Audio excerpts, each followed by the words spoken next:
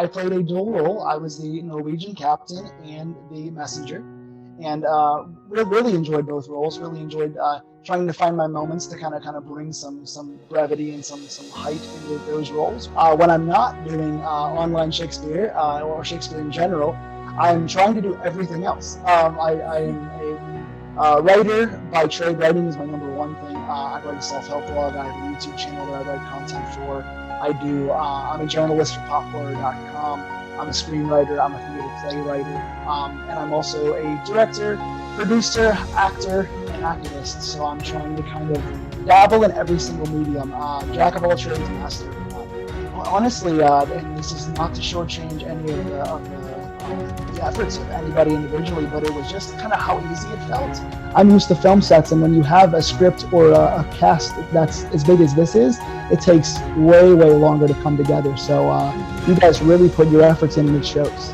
As an actor, and I'm sure you know this too, anytime you're coming into let's say a part that doesn't have as many lines or as much of an effect in the overall scheme of things, you always try to make the play as selflessly as possible about yourself. You always thought to take any role that you have and kind of make the story about you, or at least in your perspective. And so for me, it was trying to, okay, I've got 4 lines in this scene, 5 lines in this scene. How am I going to make these, make the most out of these moments and kind of find my way into the important pieces of this role? You have to immerse yourself in the play, no matter how big or small your role is, dialogue-wise. The captain's, the scene after he leaves is kind of more implied. You really don't see exactly what happens to him. So it's just sort of investing the audience and going, okay, we know something big is going to happen. Even if it happen on stage or on camera, we have to get that. We have to deliver those lines with some kind of impending doom, which I always love the soothsayers, because they're the ones that put the tension, I think, in a lot of the movies. So when it's going to explode, but I know it's going to. Oh my goodness. I mean, I feel like, again, look, we've seen the play done in so many different ways. So you always get the actors kind of bringing themselves into the play. And I feel like, especially in this case, seeing what each person kind of like, what their interpretations of the text were. And so many actors just brought little things that I hadn't really considered, just like listening to Claudius and Laertes and Hamlet, and just like how they would take little small lines that kind of appear to me as throwaway lines, so to speak, and making them mean something, whether it's funny, whether it's, doom and gloom, whatever it is.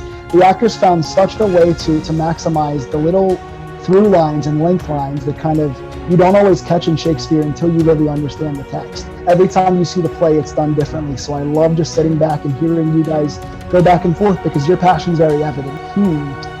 Favorite line? Probably the line about, what's the actual verbiage? I don't have the script in front of me. For the 5 ducats, I would not buy it. So talking about how the land wasn't worth anything, but he's going to do it anyway because that's what he has to do. That was really cool, because it's like, okay, you're kind of lamb to the slaughter, and you know that you've kind of been used as a body in this case, but you're still willing to defend your territory for something that's considered useless. And I think there's something noble in that. I mean, I guess it kind of sounds very obvious to say, but I love all of the different layers of Hamlet himself. I think that there's something beautiful about the betrayal and the tragedy. Hamlet has so much to him. So there's such an intelligence to Hamlet's character that I know it's cliche to say you want to play the lead.